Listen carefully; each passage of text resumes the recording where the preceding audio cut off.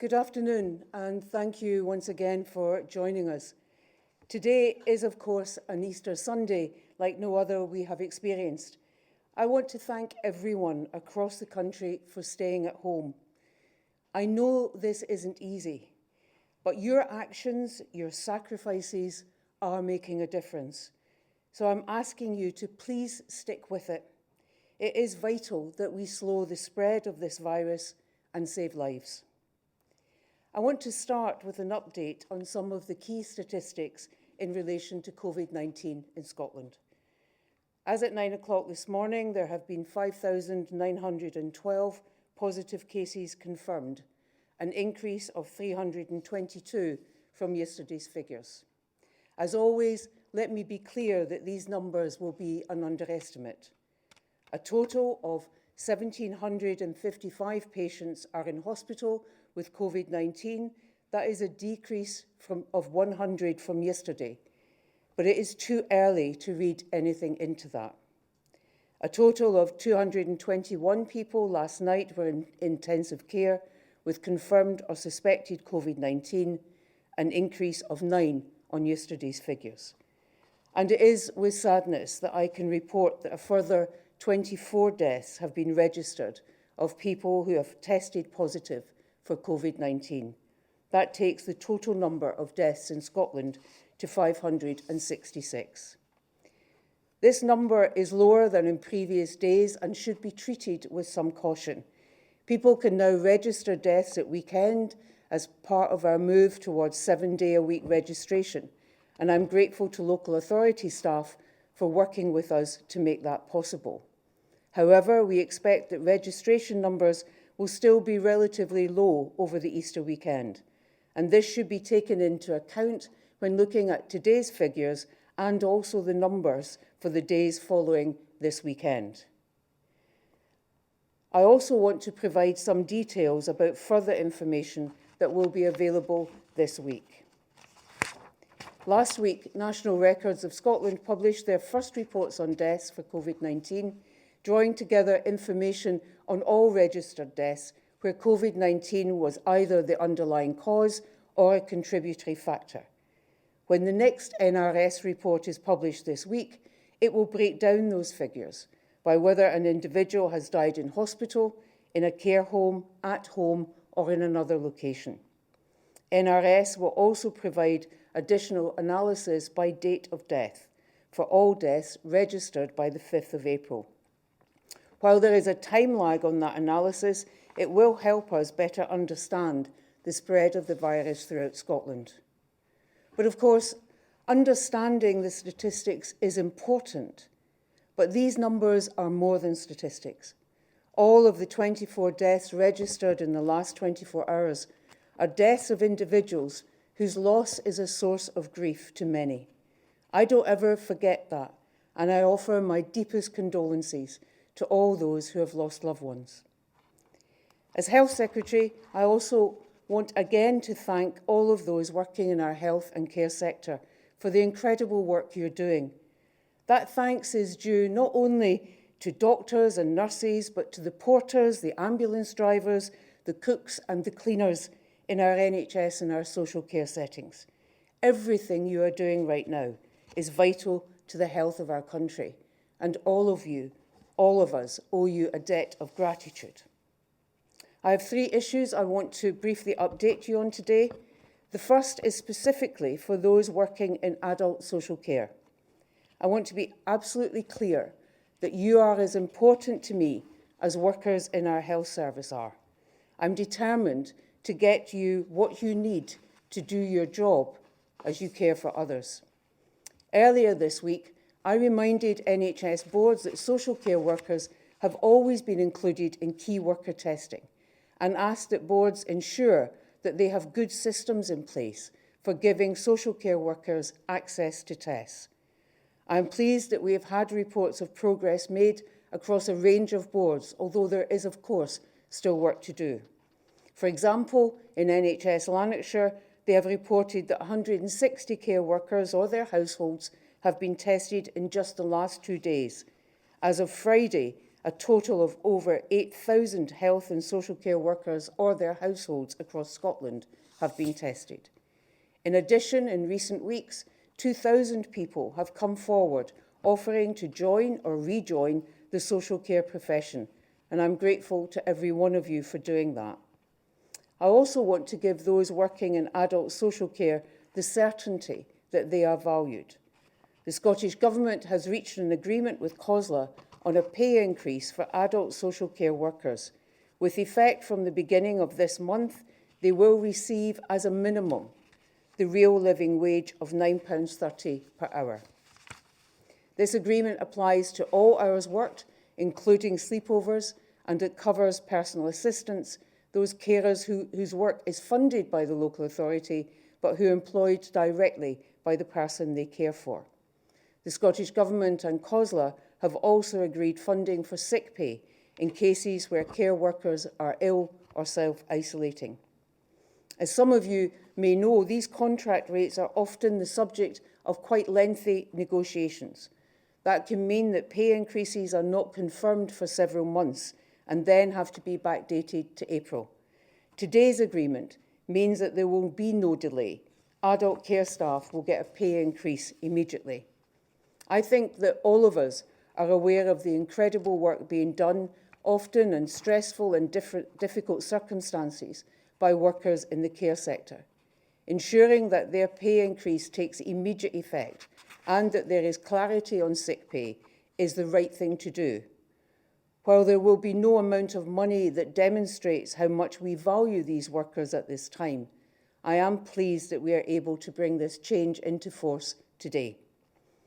The second point is about transport to COVID-19 community assessment centres. If people are invited to an appointment at an assessment centre, there is usually a likelihood that they have COVID-19. They are therefore not allowed to use public transport. But this can make it difficult for them to reach assessment centres if they do not have cars. While our ambulance service has met this need so far, we do not want ambulances to be used for this kind of journey if alternatives can be made available. So a range of public organisations, including Transport Scotland, Public Health Scotland and NHS National Support Services, have been looking at this in discussion with the taxi industry representatives, car hire firms and others. So far, we've received more than 100 offers of help from businesses across Scotland. So we're working with health boards to explore and take advantage of these opportunities, subject, of course, to appropriate hygiene and distancing measures in place. But this initiative could play an important part in helping people to travel safely to assessment centres right across Scotland. I'm grateful to all of the companies that have volunteered their vehicles and their drivers to support our NHS, and to everyone who has worked together to arrive at this solution. The third point I want to cover is that it is now almost 2 weeks since Scotland Cares campaign was launched. By lunchtime on Friday, more than 60,000 people across Scotland had registered to help. Not all volunteers will be used immediately, but your offer of help is very welcome, and I am very grateful to you. At a time when all of us have anxieties and concerns of our own, it lifts our heart to see so many people stepping forward to help others. If you want to help out, there is still time to register. You can get information on how to do that by signing up to Ready Scotland's website. I'm now about to hand over to Professor Fiona McQueen, our Chief Nursing Officer, and then to Professor Jason Leach, our National Clinical Director. Before I do that, however, I want to conclude by repeating the main public health guidance. Please stay at home, except for essential purposes such as buying essential items or exercise. When you do go out, stay 2 meters apart from other people and do not meet up with people from different households to your own. By sticking with it, all of us can and are making a positive difference for ourselves, our loved ones, and for others. Thank you. As the Cabinet Secretary has already said, we've been absolutely bowled over by the public's response and by people who want to come and help. So we've had over 16,000 nurses, midwives, doctors, allied health professions, scientists volunteering to come back and play their part in what is the biggest emergency in public health that we've seen in our lifetime. Naturally, people are focused on the COVID response, and again, we have seen an amazing response right across our health and social care system to make sure that we have the right capacity in our NHS, people have the right skills. So we've been supporting people who either in our current workforce are coming back in education and training around how to care for COVID. And we have been also remembering our staff who have been the absolute backbone of our NHS, who have been coming in, day out, over weeks, months and years, and we're absolutely relying on, dependent on them. But just because we are focusing on COVID, and a lot of our attention, rightly so, has been to make sure the right personal protective equipment, our ventilators, our system is geared up to supporting people with COVID, doesn't mean to say the rest of our NHS has changed course, because it's still there. People continue to need day-to-day care from our NHS, and I wanted to talk to you a bit today about what our response has been towards that. So the guidance about minimising the people who are coming into your house, minimising essential or eliminating all but essential visits, is applying across our healthcare workers just as much applies to us as individual citizens. And what we've done is, across the health and social care system, is look at how we can minimise contact, but still keep our NHS system working.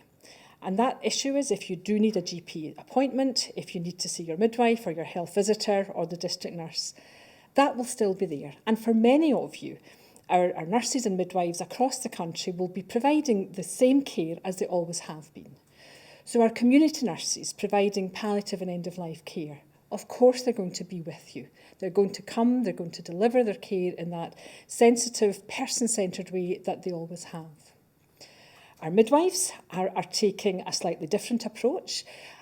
What should be a joyous and exciting time for new parents and for expecting parents can at times also be anxious, never mind having COVID on top of that. So you will find in Scotland your midwife may use Near Me to look electronically to link up with you in video capacity, but the advice will always be there and still be there throughout your pregnancy, and of course your birthing partner will be able to come and support you during the birth of your child. Once you go home, again, the midwife will be there to support you as and when necessary, and will then hand over to our health visitor. Health visitors across the country are used to supporting new families, young families, giving advice to parents, grandparents, and they, again, may minimise the number of home visits that they'll have, but they'll be available by telephone, by Near Me technology, and also carrying out what we would agree to be essential home visits. And that will be agreed between you and your health visitor or you and your practitioner, what is essential in these strange times. Similarly, our family nurses are out supporting our young mums, and again, technology has been a great way of doing that, but also making sure that where necessary, the in-person visits take place. People with mental health problems may find increasing distress. We know that people with autism or a learning disability, again, sometimes struggle not to go out and to have to stay at home. So our nurses, our allied health professions are there to support you right through this. So people need to access however you would normally have access, whether it's through direct links with your health practitioner, whether it's through the GP practice or through NHS 24. We do need to be mindful that, yes, we are living in different times, and our health service has morphed and changed. But right across the country, our paramedics are doing an amazing job, first point of contact for people who need them. And across our health and social care, again, the traditional services are there for essential purposes. They may be provided differently, But our nurses and midwives right across the country are there to serve you, to care for you and look after you in that person-centred, compassionate way.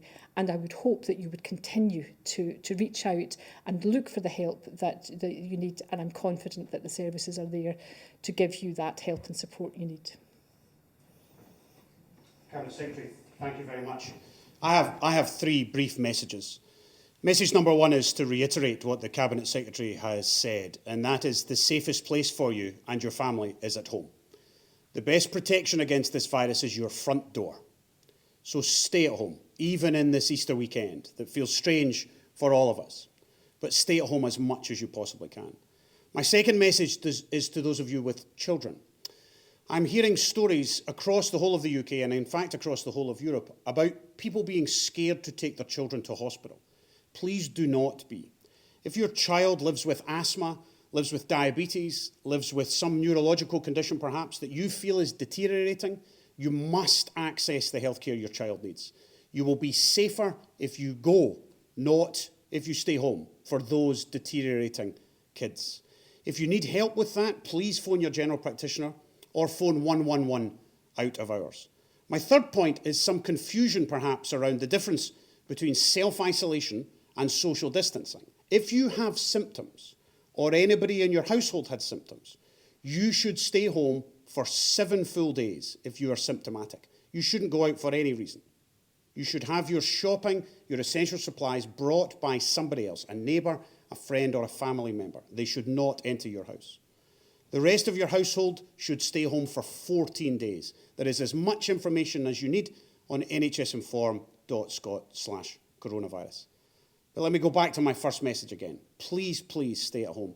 You're not stuck at home. You're safe at home. So please keep following the guidelines. Cabinet Secretary.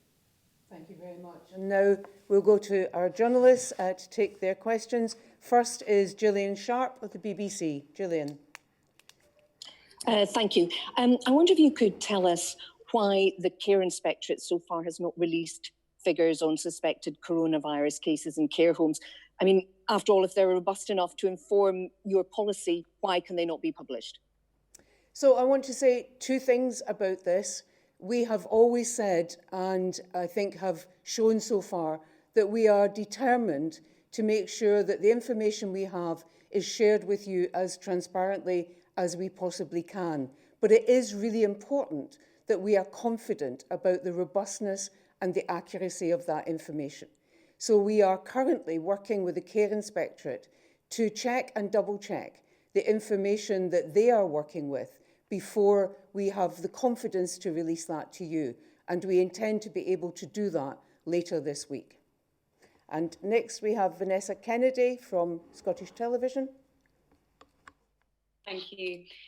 After hearing that half of the care homes in Scotland have suspected COVID cases, what's the status on providing the people working at care homes with PPE? And the same question for people who may be exposed to the virus daily, people working in supermarkets, delivery services. How much of a priority is it for the government to provide those people with essential PPE? So we've had, the Care Inspectorate have had reports of COVID or suspected COVID cases from 406 adult care homes. That's the number in part that I was referring to in response to Gillian there from the BBC. That's 37% of the total number of care homes in Scotland. And as I said, we are looking to ensure that the information on the number of cases from that number of care homes is as robust as we can possibly make it, as accurate as we can be sure of before we release that later this week. In terms of the work to ensure that staff in care homes have the personal protective equipment and so on that they need, we recently, last week, reached an agreement with COSLA and with the trade unions that was very clear about the national clinical guidance.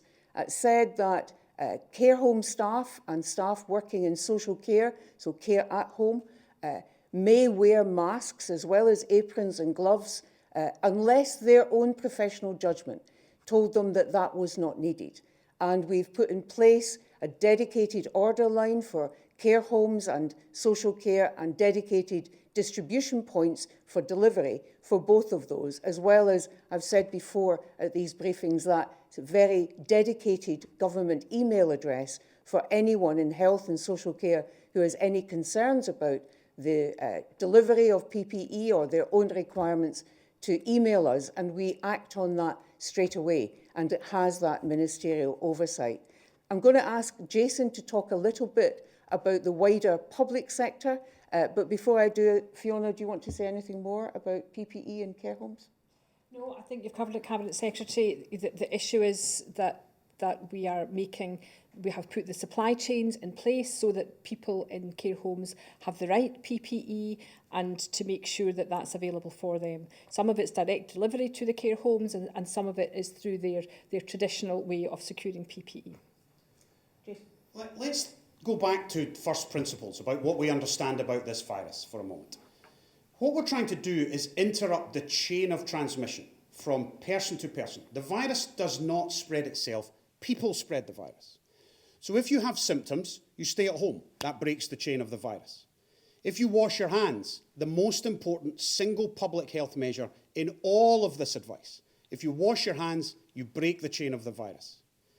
If you are treating COVID-19 patients, if you are looking after them in a hospital, in a care home, you need to break the chain of that virus by washing your hands and having the correct PPE in that moment. The WHO just this week reinforced that the research around the world says that people without symptoms don't spread this virus very easily or very much.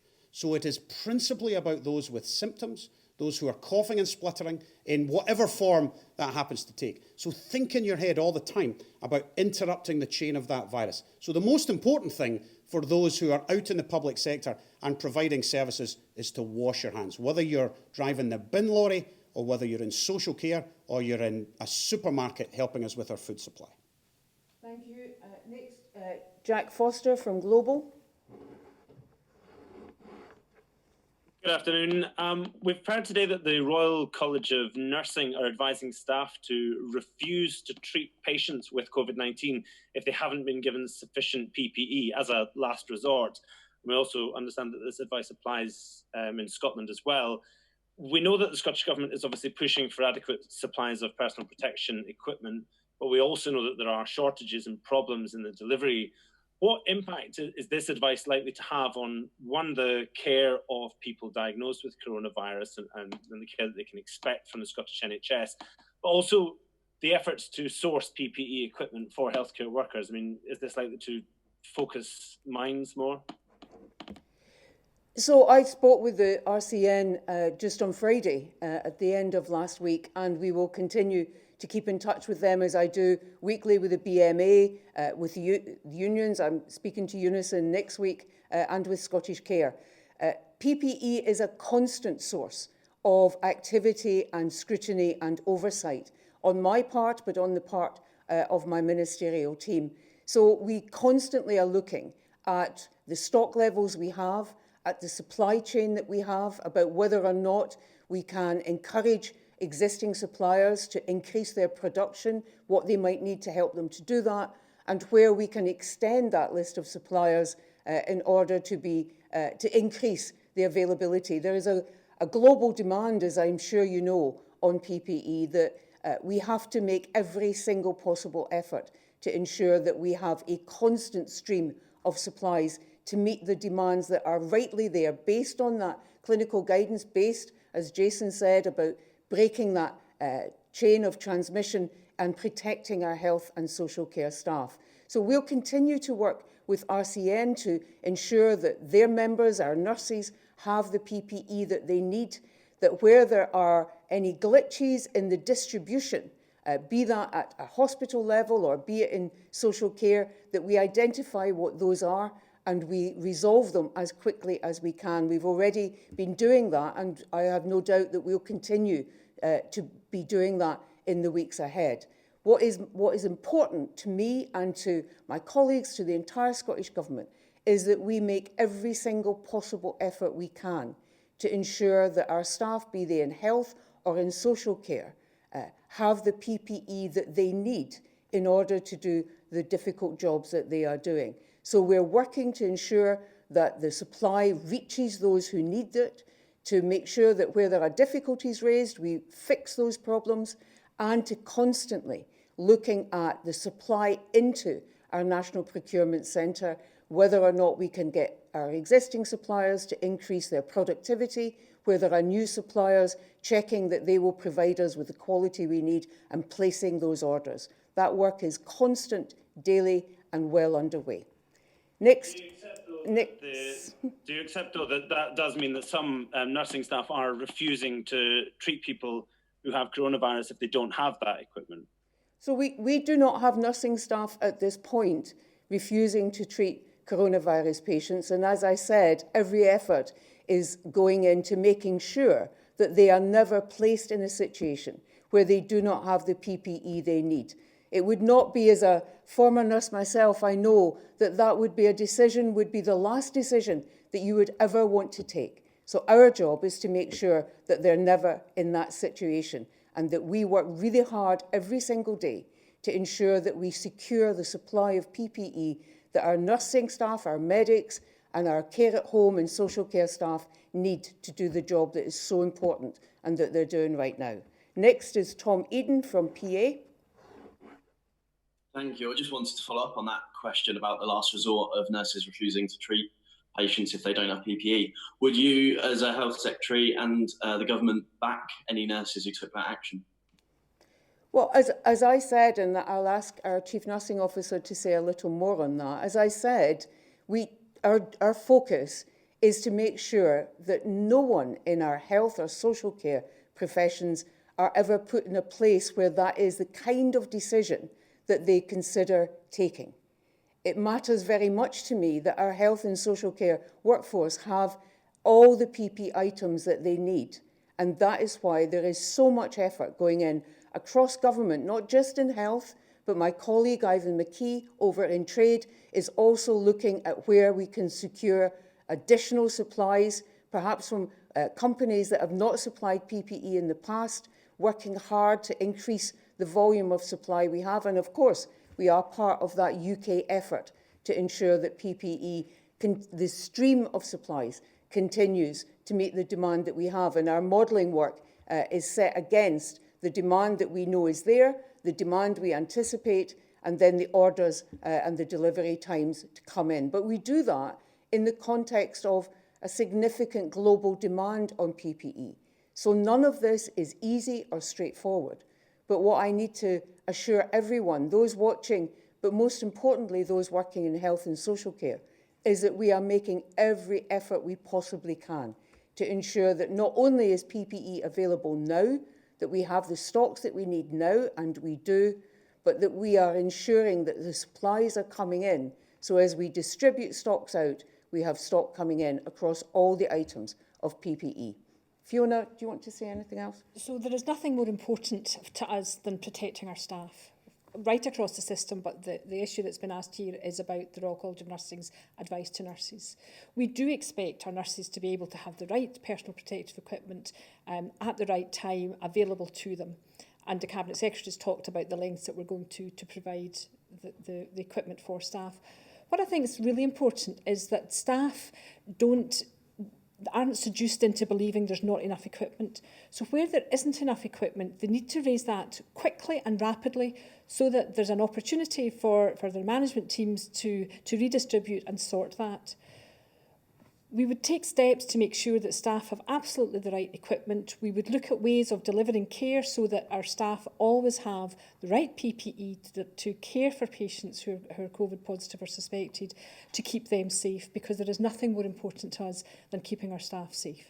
Tom Peterkin from Press and Journal. Tom? Good afternoon, Health Secretary.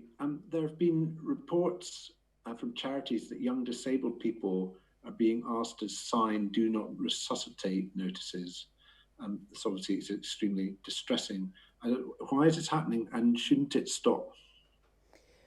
So I'm going to ask Jason Leach to say a bit more about this, but before I do, can I be absolutely clear? No one's life in Scotland is worth less or more than anyone else's. If people need hospital care, then they should receive hospital care. This is the foundation of our health service, that the care is there where you need it and when you need it.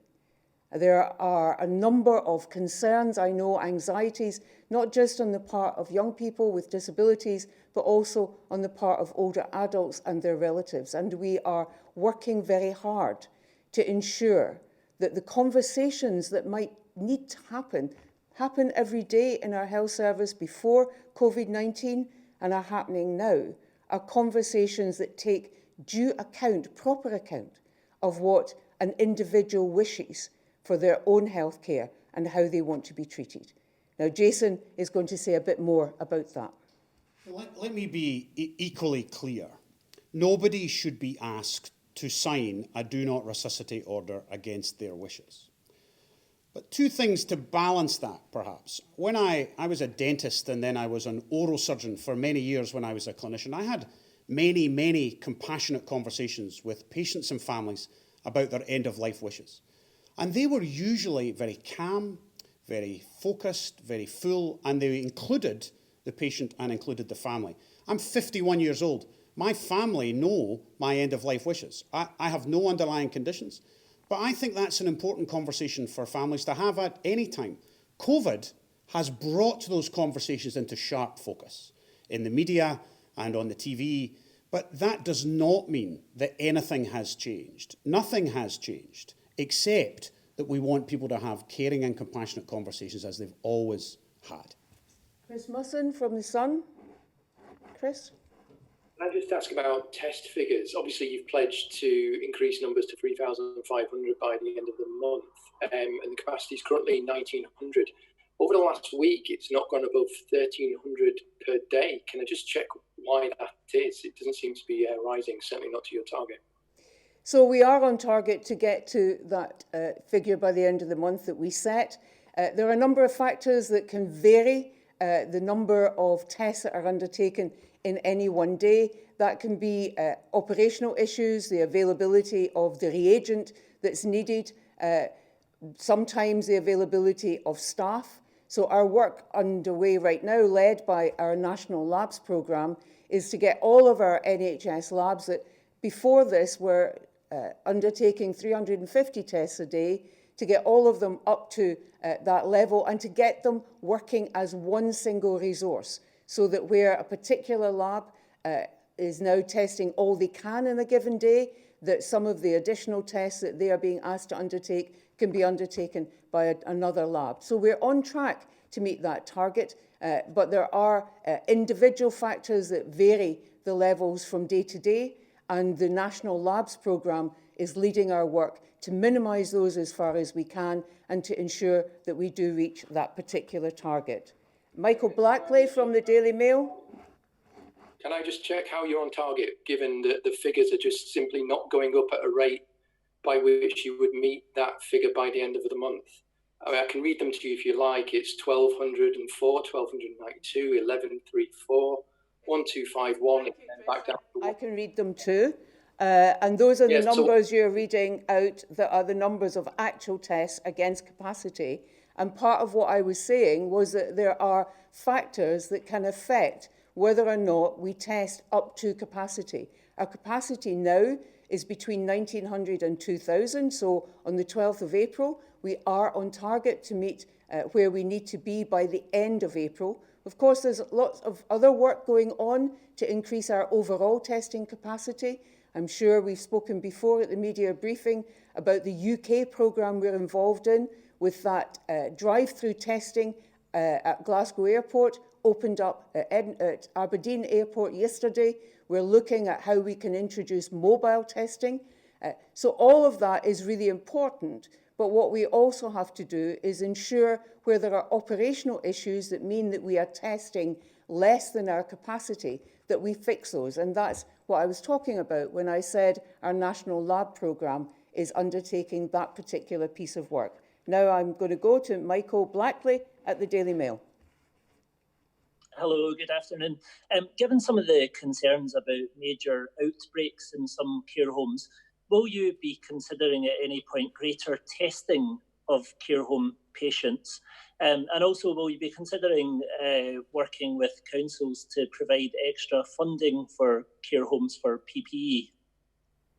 So I'm going to say a little bit about PPE, and then I'll ask Jason first to talk about testing and the purpose of testing, and then Fiona to say a little bit about the additional work that we have underway in terms of care homes. So I know that you'll remember that we took over the supply of PPE for the care home and the social care sector in order to ensure that we could help the provision of the right PPE to all of those important areas in a way that maximised the distribution and was comparable with how we deliver and order and supply PPE to our primary care and our acute hospital setting. So that is underway. There is a dedicated order line for care home and care at home. There is a dedicated distribution route and delivery point. And there is, of course, that special email address that I mentioned earlier. So we're working with our care home sector and our social care sector. I have a weekly call with Donna McCaskill from Scottish Care and a weekly call indeed with my counterpart in COSLA, where, amongst other things, we are constantly looking at what more we need to do to ensure the proper supply and distribution of PPE so it gets to those who need it. In terms of testing, Jason, do you want to say a little? Yes, Cabinet Secretary, thank you. Let's think about what this testing is for and how good or not good it is. If you test me now, today, you'll get that result back tomorrow, and it will tell you whether I had the disease today. It will not tell you whether I had the disease yesterday or whether I have the disease tomorrow. So if I get a negative today, it doesn't tell you anything about how healthy or not I am tomorrow. So we use the testing for three things. We use the testing to help those who are sick, principally so we can cohort them, so we can keep them together. There's no treatment for this virus. Don't misunderstand. This virus is bad. There is no medicine to get rid of this virus. So the testing inside the hospitals allows us to make appropriate provision in the appropriate place. We use it for surveillance so that we can know where the virus is in the country and the number of virus cases we have. And we use it to help those who are key workers get back to work. And we've tested over 8,000 key workers just in the last 2 weeks from a starting point of zero, getting us up to allow households and others to get back into work. This test is not the test we need. What we need is an antibody test. The world doesn't have that yet. We will get it just as soon as it's available. That will change the game considerably. Thanks, Jason. Fiona, do you want to say a little about our work on with care homes? A number of matters to do with care homes. First of all, care homes are well used to having good infection prevention and control procedures in place. Every year they deal with norovirus, they deal with flu, and therefore the staff within care homes know about personal protective equipment, they know about infection prevention and control, and as Jason said, one of the strongest things to do is wash hands. We've given further advice to care homes to do with coronavirus, and that is about how clients who need to be admitted are supported. It's about not having visitors, and that has been quite heartbreaking for a number of people. But again, our care staff are being amazing, finding innovative ways that they can keep that link between the care home resident and their loved ones. Staff at care homes know if they've got symptoms not to go into the care home. And also we've given advice about residents being in their own room, socially distancing and not being close to each other. Where we sometimes are struggling at times in care homes, and the additional efforts that we will be doing and the action we'll be taking to further support care homes is around the public health teams, the local health protection teams giving additional advice on infection prevention and control. We are told at times that staffing can be a problem for care homes. So again, of the 16,000 returners who have volunteered, we're expecting boards and the local IJBs to look at how we deploy staff in and around to give additional support to care homes where needed, not just on a permanent full-time basis, but on day-to-day deployment. Because again, we know when clients are in their own rooms and not within communal dining areas or communal living areas, that does require additional staffing, additional help and additional care. And these are all of the actions that we're currently taking to support the care homes to continue to do that essential work of caring for our older people. And of course, there may well be more that we need to do.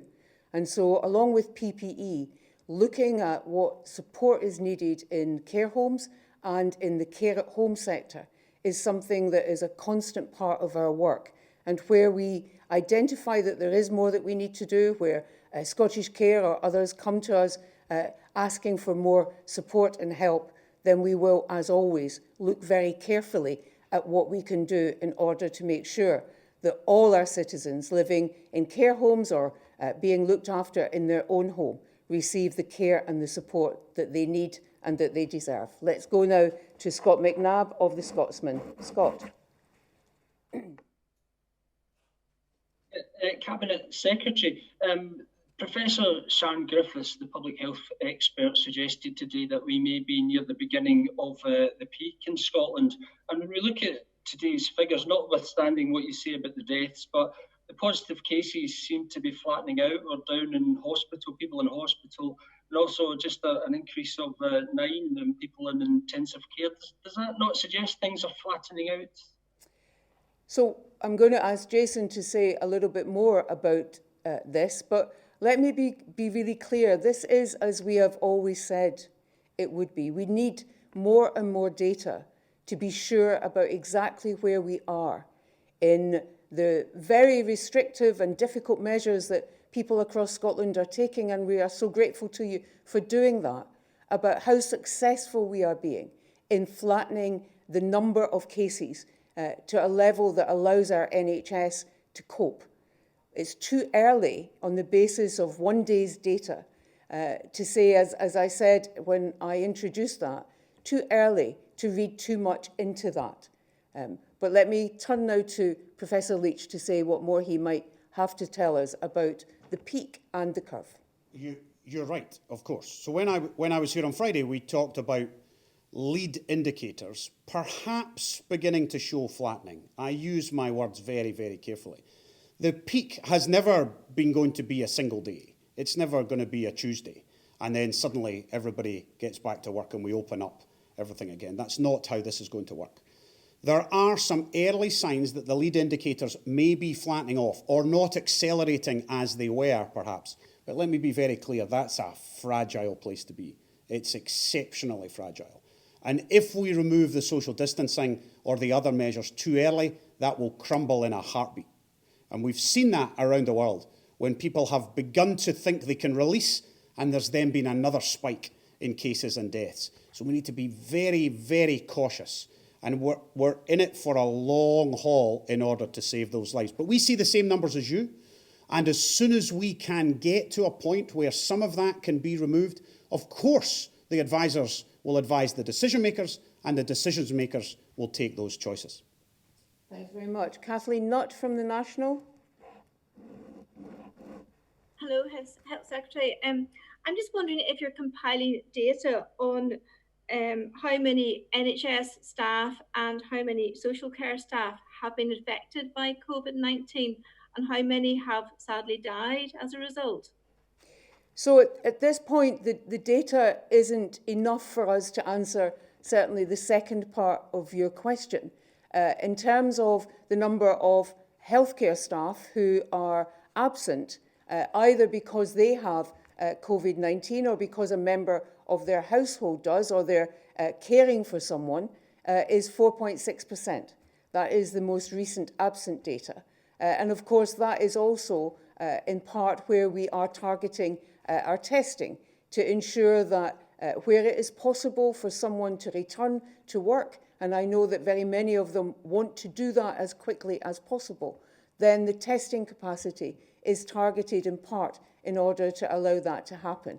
But as we've always said, as we increase the level and the granularity of the data that we collect and that we have, we will make absolutely sure that that is shared with you as transparently as we possibly can. And the final question today is from Severin Carroll of The Guardian. Just given your response to the question from Scott McNabb, do we take it as read then that you aren't anywhere near knowing whether the emergency hospital at the SEC will be required? I mean, as the recent data brought you closer or further away from the point at which you're going to need those facilities? So we've always said about the NHS, Louisa Jordan, that was an important decision for us to take as part of our contingency planning. Better to be prepared to need additional hospital beds than not to have that preparation in place at a point when you need them, and therefore people cannot get hospital care because we don't have enough beds. So that is the underlying reason between the decision we took, the quite right decision, I think, that we took in order to have that contingency planning. As we've said, as Jason has said and others before that, we are too early at this point to be in a position of saying either that we have got towards the peak or that we are ready to, certainly way too early, to understand that we are moving out of that place. This is a fragile position we're in. The numbers need to be understood on that basis. And what I will say before we finish up is to everyone, I know that this is difficult. I know that this is not the Easter that you planned, the Easter where you hoped you would have time with family and friends. Perhaps you'd take a break for a day or two. I know it is difficult, but we are making a difference. You are making a difference. So please stick with this. Stay at home. It is the safest place to be. We will always keep you as informed as we can about how we are making progress, and no one more than me or the First Minister or anyone in government wants the day to come more where we can begin to lift some of the restrictions that you are now living under, that we're all living under. But we're not there yet. So we need to stick with this. Thank you so much for everything that you are doing. And for what is left of your Easter weekend, I hope you have a very happy and a peaceful one. Thank you very much.